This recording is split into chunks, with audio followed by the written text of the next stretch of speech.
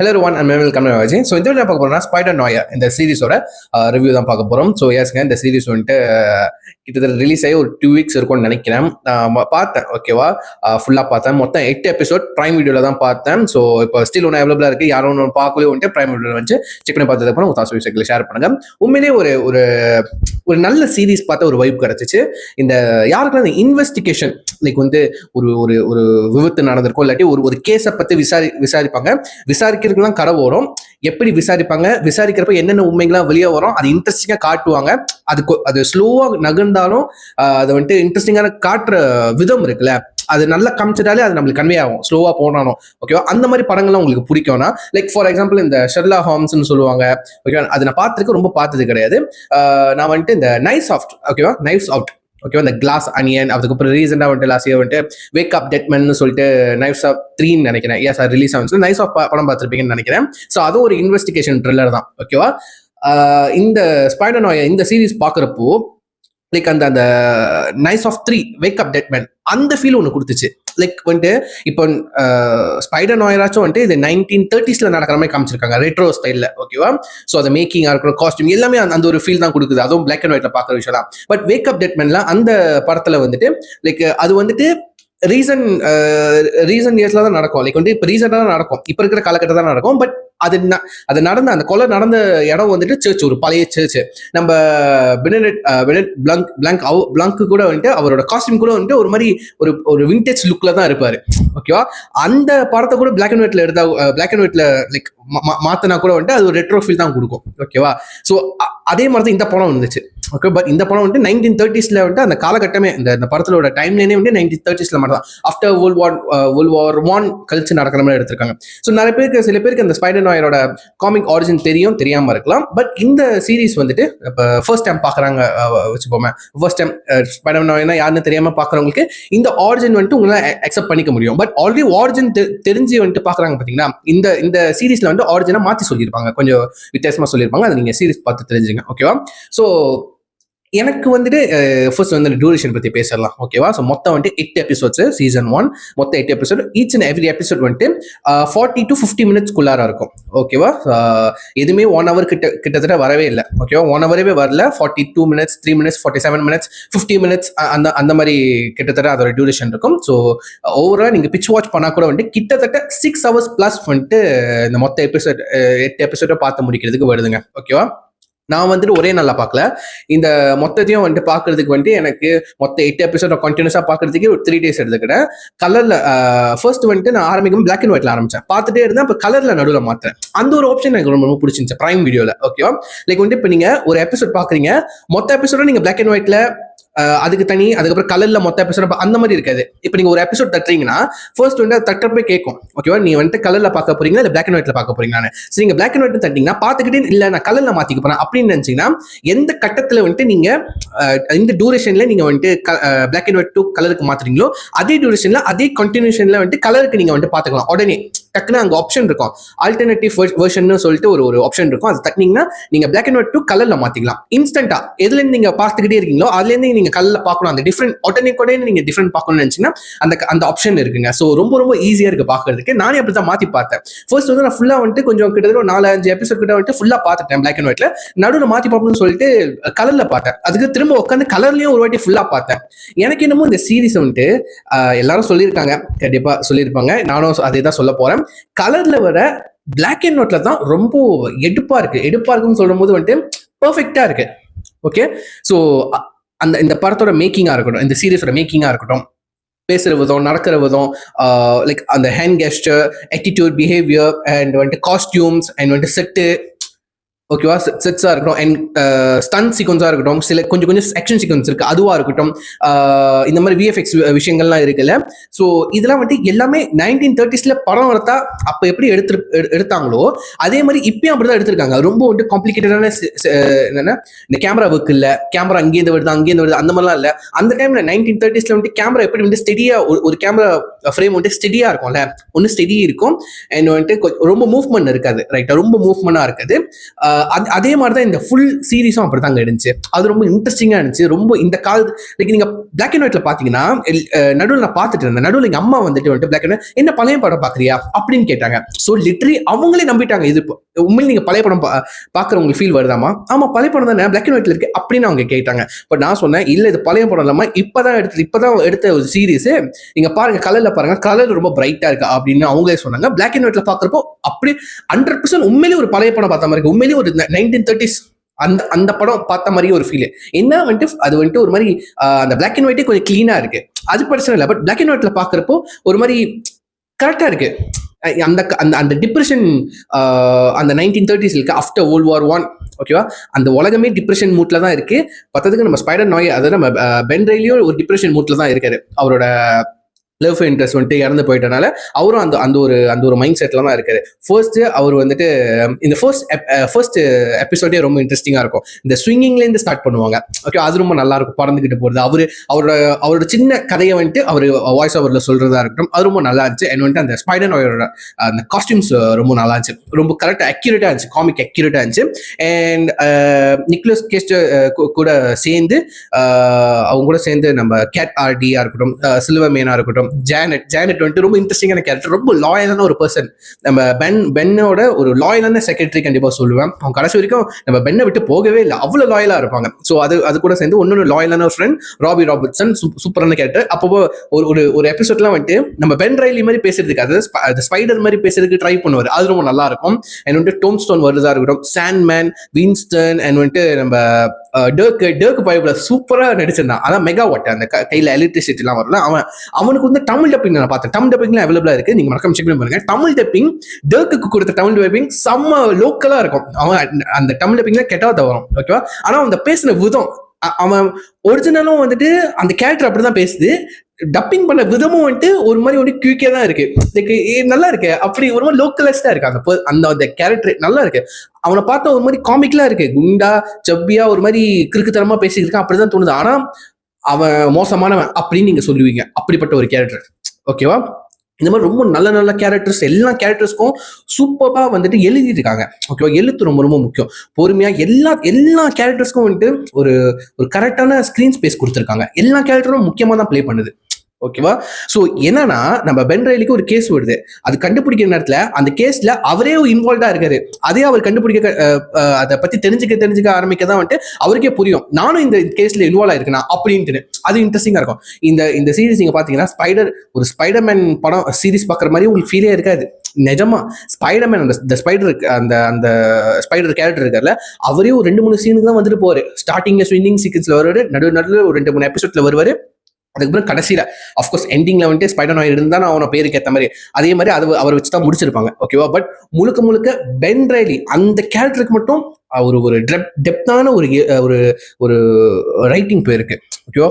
பொறுமையா அந்த character elevation சொல்லுவாங்க, லைக் வந்துட்டு கொஞ்சம் கொஞ்சமா கேரக்டர் வந்துட்டு அதோட வேல்யூ வந்து கூடிக்கிட்டே போவாங்க, எழுத்து மூலியமா, காட்டுற விதம் மூலியமா. அந்த கேரக்டர் பென் ரைலி யார் எந்த பென் ரைலி வந்துட்டு இதுக்கப்புறம் இந்த ஸ்பைடர் வாழ்க்கையே வேணாம், நான் வந்துட்டு என்னோட காதலி, என்னோட பொறுப்பையே வந்துட்டு நான் வந்துட்டு தொலைச்சிட்டேன், இப்போ பொறுப்பையும் வந்துட்டு சரியா பாத்துக்கல, ஓகேவா. ஸோ எனக்கு இந்த பொறுப்பும் வேணாம், இந்த பவரும் வேணாம் அப்படின்னு சொல்லிட்டு அவரே நான் வெறும் பென் ரைலியா வந்துக்கிறேன்னு சொல்லிட்டு கிவ் அப் பண்ணிட்டாரு, ஓகேவா. பட் அவரை திரும்ப அந்த ஸ்பைடர் வாழ்க்கைக்கு திரும்ப கொண்டு வர்றதுக்கு மாதிரியான அந்த கேஸும் வருது. ஸோ அவர் வந்துட்டு கண்டிப்பா இன்னசென்ட் பீப்புளை காப்பாத்துறதுக்காச்சும் இந்த ஸ்பைடர் திரும்ப அந்த வாழ்க்கைக்கு வந்தாகணும். அண்ட் வரவரு கட்டாயப்படுத்தி வராம கடைசியில எப்படி அந்த வாழ்க்கையை அவர் ஏத்துக்கிறாரு, நான் தான் ஸ்பைடர், இதுக்கப்புறம் இந்த ஸ்பைடரா நான் இதுக்கப்புறம் அப்படிதான் இருக்க போறேன், அந்த பொறுப்பை வந்துட்டு எப்படி ஏத்துக்கிட்டாரு. அதை நோக்கி தான் கதை போய்கிட்டே இருக்கும், ஓகேவா. மொத்தம் 8 எபிசோட் சொன்னல. ஃபர்ஸ்ட் எபிசோட் வந்து ஒரு மாதிரி ஒரு ஓப்பனிங்கா இருக்கும். அண்ட் எபிசோட் 2, 3 வந்துட்டு செம்ம இன்ட்ரெஸ்டிங்கா இருக்கும். ஓகேவா. அது வந்துட்டு பென் ரெய்லி எப்படிப்பட்ட ஒரு ஒரு டிடெக்டிவ்னு சொல்லிட்டு ரொம்ப பிரில்லியனா காமிச்சிருப்பாங்க. ஓகேவா. மனசை ஒரு மாதிரி பேசுற விதமே வந்துட்டு ஒரு மாதிரி போதையா தான் இருப்பாரு. எப்பவுமே அவர் ட்ரிங்க் பண்ணிக்கிட்டே இருப்பாரு. ஓகேவா. இந்த செகண்ட் தேர்ட் என்னதான் ட்ரிங்க் பண்ணாலும் அந்த அந்த டிடெக்டிவ் அந்த விஷயத்துல செம்ம கண்ணு கடத்தமா இருப்பாரு. அது ரொம்ப நல்லா இருக்கும். அந்த மூலையை வச்சுக்கிட்டு அவர் எவ்வளவு பெரிய இன்டெலிஜென்டா இருந்தா வின்ஸ்டன், ஓகேவா, நம்ம சில்வர்மேனோட ரைட் ஹேண்ட், அவனே மாட்டி விட்டுருப்பாரு அந்த நோட்டை வச்சு. அந்த சீன்ல செம்மையா இருந்துச்சுங்க. எப்படி போட்டு பிளான் போட்டு பண்ணிருப்பாரு, செம்மையா இருந்துச்சு உண்மையிலே.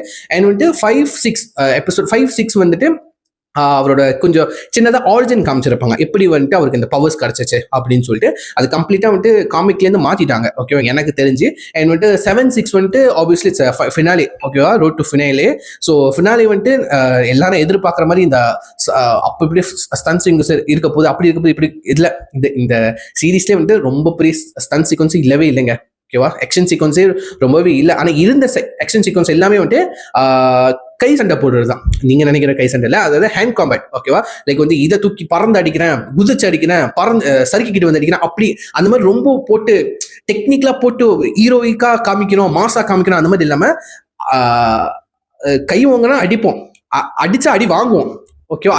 அடி வாங்கினா வலிக்கும், அப்படியே வந்துட்டு யதார்த்தமா இருக்கு, அது ரொம்ப நல்லா இருந்துச்சு, ஓகே. பென் ரெய்லி ஸ்பைடர் வந்து அடியும் கொடுக்குற அடியும் வாங்குறாரு மனசை.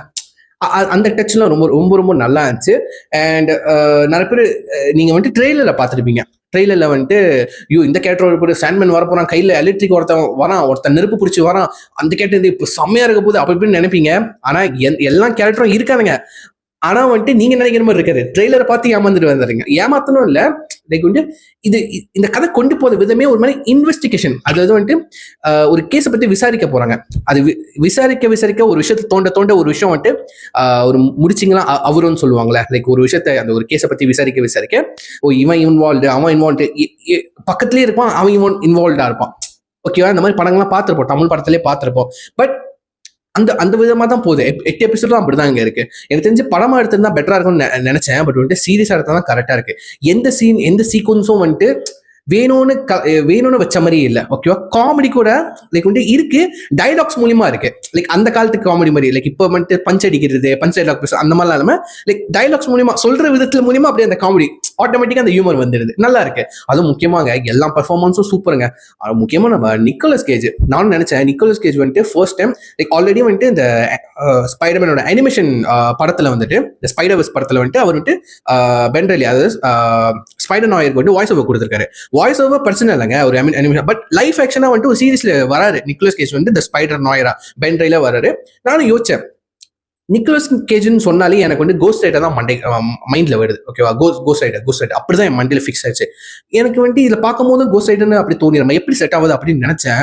பட் இந்த சீரீஸ்ல வந்து அவர் பிளே பண்ண விதம், பெர்ஃபார்ம் பண்ற விதம் வந்துட்டு கோஸ்ட் ரைடர் அவர் நிக்கோலஸ் கேஜ்னா கோஸ்ட் ரைடர்னு நினைக்கிறத தாண்டி இப்ப நிக்கோலஸ் கேஜ்னா ஸ்பைடர் நாய்டா, இவர் தான் ஸ்பைடர் நாய் அப்படின்னு சொல்ற அளவுக்கு அவரோட பெர்ஃபார்மன்ஸ் இருந்துச்சுங்க, ஓகேவா. சில கட்டத்துல வந்துட்டு ஒரு டிடெக்டிவா வந்துட்டு வேற இடத்துல போய் மாட்டிக்காம இருக்கிறதுக்கு வேற ஒரு நபரா வந்துட்டு நடிப்பாரு. லைக் ஒரு போலீஸ் ஆஃபீஸரா நடிப்பாரு, ஒரு பிளம்பரா நடிப்பாரு, ஒரு ஹாஸ்பிட்டல்ல வந்து டாக்டர் கிட்ட மாட்டிக்காம இருக்க உண்மையிலே ஒரு மென்டல் பேஷண்டா நடிப்பாரு. ஒரு மாதிரி தலையை ஒரு மாதிரி வாயில சிகரெட் பிடிச்சிக்கிட்டு தலையை ஒரு மாதிரி இப்படி தேய்ச்சி ஒரு ஆக்டிங் பண்ணுவாரு, செம்மையா இருக்கும். அதெல்லாம் பிளம்பரா வருவாரு, அதெல்லாம் அல்டிமேட்டா இருக்குங்க, ஓகேவா. அவரோட பழைய அபார்ட்மெண்ட்டுக்கு எஸ் அ பிளம்பரா அவரோட சூட் எடுக்கிறதுக்கு பிளம்பரா போரு, அதெல்லாம் செம்ம ஃபன்னா இருக்கும். அண்ட் வந்துட்டு அந்த போலீஸ் ஆஃபீஸரா ஒரு ஆஃபீஸரா வந்து ஒன்னு போலீஸ் ஆஃபீஸரா ஹாஸ்பிட்டல்ல போய் பார்க்க போவாரு, ஓகேவா. அது பேசுற விதமே செம்மையா இருந்துச்சு, நல்லா இருந்துச்சு, செம்ம நடிகண்டா, என்னோட மாத்தி நடிக்கிறாரு, நம்ப வச்சிருவாருங்க. அவரோட பெர்ஃபார்மன்ஸ் நான் சொல்றேன் உண்மையிலே செம்மையா இருந்துச்சு. பட் இந்த படத்துல மெயின் வில்லன் யாருன்னு கேட்டீங்கன்னா சில்வர்மேன் நிறைய பேர் சொல்லுவாங்க. ஆனா நான் என்ன சொல்லுவேன், கேட்டாடி. அவனால் தாங்க இவர் இந்த கதையா அவனால் தாங்க ஆரம்பிச்சிச்சு தெரியுமா. கேட்டாடி அவரோட லவ்வரை காப்பாத்துறதுக்காக அவ பண்ண கோல்மால் தான் இந்த கதை. அந்த கோல்மால நம்ம ஸ்பைடர் நாயை கண்டுபிடிக்கிறது தான் கதை. சிம்பிள் இதுதான். இது வந்துட்டு ஒரு லவ் இன்வெஸ்டிகேஷன் டிராமா. உண்மையிலேயே தான் இந்த த்ரில்லரு, ஆக்ஷனு, போதை பொருள், பாலிடிக்ஸ் கொஞ்சம் இருக்கு. அந்த எலெக்ஷன் பத்திலாம் கொஞ்சம் பேசினாங்க, பட் அவ்வளவா டச் பண்ணல இந்த பாலிடிக்ஸ் சைடு. பட் அதுதான் சொல்றேன், ஓகேவா. இது வந்துட்டு இது ஒரு லவ் ஸ்டோரி. லவ்க்காக ஒரு பொண்ணு லவ்க்காக கோல்மால் வேலை பண்றா, ஓகேவா. லிட்டரலி முதுகுல குத்துறா, ஓகேவா. அவ பண்ண வேலை தான் நம்ம பென் ரெய்லி கண்டுபிடிக்க ஒரு விஷயமா வெளியாகிட்டு இருக்கேன். கடைசியா நீ பண்ண வேலையாடியது அப்படிதான் கேட்கற மாதிரி இருக்கும். அந்த கருப்பாடு நீடா அப்படின்னு கேட்கற மாதிரி இருக்கும். அண்ட் ஸ்டாரி வைஸ்ல எனக்கு எந்த ஒரு குறையும் இல்லைங்க. உண்மையிலேயே திருப்தியா இருந்துச்சு பாக்குறதுக்கு. திரும்ப பார்த்தேன். அவ்வளவு இன்ட்ரெஸ்டிங்கா இருக்கு. அந்த பெர்ஃபார்மன்ஸ்க்காகவே நான் பார்த்தேன். ஓகேவா? அதை தொடர்ந்து வந்துட்டு இந்த படத்தை இந்த டெக்னிக்கல் வைஸ் பேசும்போது பிஜிஎம்ஸ் மியூசிக்ஸ்லாம் ரொம்ப நல்லா இருந்துச்சு. இன்ட்ரோ டைட்டில் கூட ரொம்ப நல்லா இருந்துச்சு. அண்ட் வந்துட்டு இந்த கேமரா ஒர்க்ஸ் வந்துட்டு நான் எதுவும் எதிர்பார்க்கல. அவங்க கொடுத்த கேமரா ஒர்க்ஸ் கூட வந்துட்டு அவ்வளவு காம்ப்ளிகேட்டடா, ரொம்ப இந்த காலத்துல வந்துட்டு ரொம்ப இது என்ன கிரியேட்டிவா எடுக்கிறேன், அப்படி இருக்கு இப்படி இருக்கு எதுவுமே இல்லாம அந்த காலத்துல எப்படி எடுத்திருப்பாங்க, இந்த நான் சொன்ன மாதிரி ஆரம்பத்தில் சொன்ன மாதிரி கேமரா ரொம்ப மூவ் பண்ணாம ஒரே ஃப்ரேம்ல வச்சு எடுக்கிறது, ரொம்ப இந்த ஆங்கிள் அந்த ஆங்கிள், இந்த லென்ஸ் யூஸ் பண்றேன் இந்த லென்ஸை யூஸ் பண்ண, அந்த மாதிரி காம்ப்ளிகேட்டடா எதுவுமே இல்லாம இந்த ஒரே லென்ஸ் ஒன்று இருக்கும். அது என்னன்னா வந்துட்டு ஸ்பிளிட் டியோப்டர் ஷாட்னு இருக்கும். ஓகேவா? அதாவது வந்துட்டு ரைட் சைடோட ஆங்கிள் வந்துட்டு கிட்டத்துல தெரியும். ஓகேவா? கொஞ்சம் கிட்ட தெரியும். லெஃப்ட் சைட் ஷாட் வந்துட்டு லைக் வந்துட்டு தூரமா தெரியும். பேக்ரவுண்டை ஃபோக்கஸ் பண்ணோம். இந்த ரைட் சைட் வந்துட்டு லைக் மின்னுக்கு இருக்கிற கேரக்டர்ஸை ஃபோக்கஸ் பண்ணோம், மின்னுக்கு ஃபோக்கஸ் பண்ணோம். இது வந்து பேக்ரவுண்டை ஃபோக்கஸ் பண்ணோம். லைக் உங்களுக்கு பார்க்கறதுக்கு வந்து இப்படி இருக்கும், பார்க்கறதுக்கு அது விஷுவல் வந்து இப்படி இருக்கும். இந்த மாதிரி ஒரு 3-4 ஷாட்ஸ் இருக்குங்க. அது பார்க்கறதுக்கு வித்தியாசமா இருந்துச்சு, உண்மையை நல்லா இருந்துச்சு. அதுக்கு போய் தேடி பார்த்தா பழைய படத்துல இதே மாதிரி ஷார்ட்ஸ் தான் யூஸ் பண்ணியிருப்பாங்க. அது ரொம்ப இன்ட்ரெஸ்டிங்கா இருக்கு. அந்த ஷார்ட்டை அவங்க மேக் பண்ணது தான் எனக்கு ரொம்ப பிடிச்சிச்சு.